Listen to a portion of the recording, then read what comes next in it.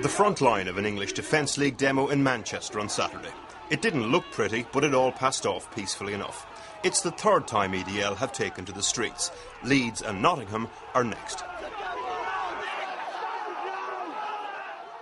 I was introduced to the men of the English Defence League about a month ago when I was invited along to Luton for a press conference like no other. So, we've been told to come to this old disused warehouse in Luton for the promotional shoot, all very cloak and dagger. And we're meeting some of the Luton division. There's some of them there. Luton division of EDL up here. This is Tommy Robinson, EDL's spokesperson. It's not his real name. The real Tommy Robinson is an infamous football hooligan associated with Luton Town Football Club. We're doing it to stand up against Islamic extremists who have been unchallenged in our country for 10 to 15 years. They're recruiting on our streets, in our universities, in our colleges, and the government are doing nothing about it. And to be honest, we don't feel the Islamic community are doing anything about it. The point of this evening was to show us that they're not Nazis, so they decided to burn a swastika on camera, as you do. But it proved stubbornly incombustible. Finally, the petrol was called for. Relentlessly pursuing you in our quest to see all Sharia banished from our great democratic country. Long live the free. They said they wore the balaclavas for fear of reprisals, but it was hard not to get the feeling that they were enjoying it somehow. Does this look as intimidating as a burqa? Is exactly the same as a burqa. How do you think we feel when we walk into Islamic communities where every single woman down there is wearing a burqa? How do you think our children feel when they're 5 years old and they stand in the bank next to a burqa? Oh, but come on, Tommy. When there's like 15 lads here in balaclavas burning the swastika in a, disused warehouse, I mean, it sends out a certain message, doesn't it? It sends out a message that we hate Nazis and we will stand up against Islamic extremists in this country. That's the message we're sending out. But in standing up, is there a militant undertone to that? There's no militant undertone. We will peacefully protest, but we will not be scared into silence. The big EDL divisions are in Bristol, Birmingham and Luton. They have a female division headed up by this woman. We've been called racist, we've been called BNP. The BNP have publicly announced us on their website. We aren't racist, we have many members of every nationality. And a youth wing. Joel Titus is in charge of that. Joel is 18. His dad is Irish, his mother Afro-Caribbean. He lives in Harrow in North London with his grandparents. I met him there last week. What else does EDL give you in terms of, socially... Socially, you're going to... People from all over the country, you're going to meet new people. Yeah.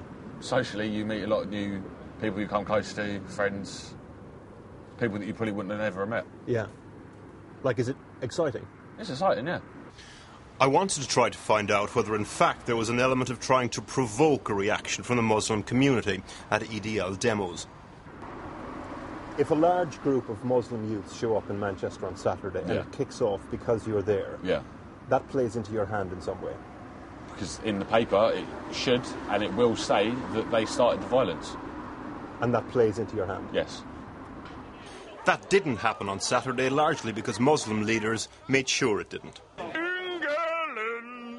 When it comes to EDL, though, there is, of course, a difference between just looking scary and being dangerous. So, are they dangerous? About a fortnight ago, I was invited along to a pub in East London. The leadership of EDL were meeting some potential sponsors. One of them was an IT consultant working in one of the banks in the city. They were here offering technical expertise to EDL. During the course of the conversation, I was told that somebody from the Ulster Defence Association had been in contact, interested in starting up a branch in Northern Ireland.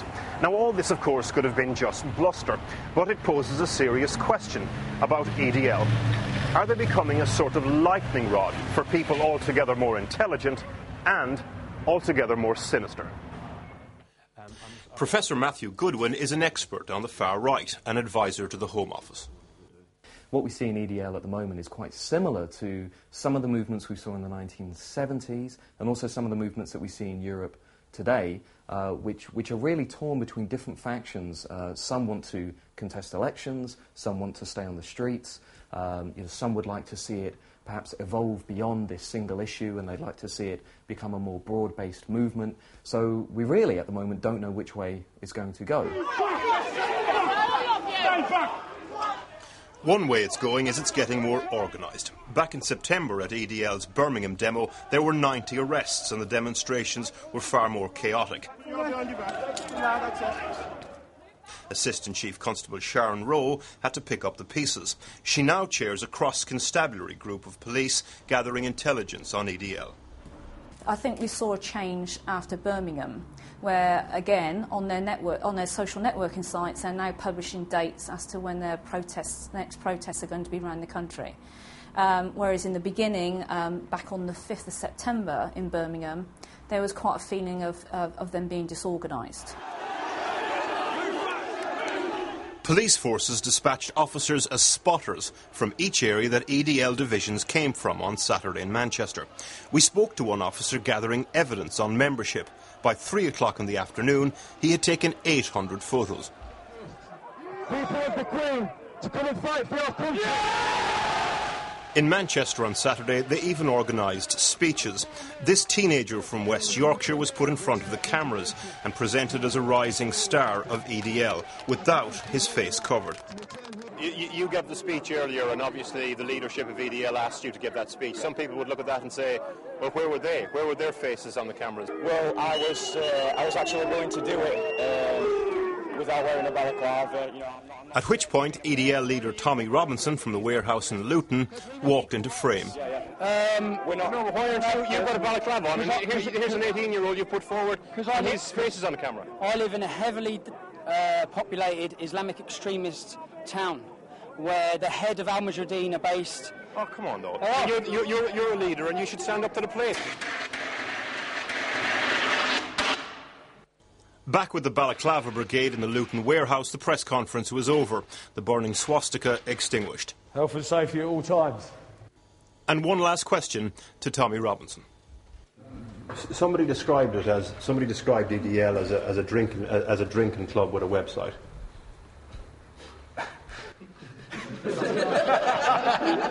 Exactly. If EDL find a way to sustain its current momentum on Britain's streets, it could become much more than that.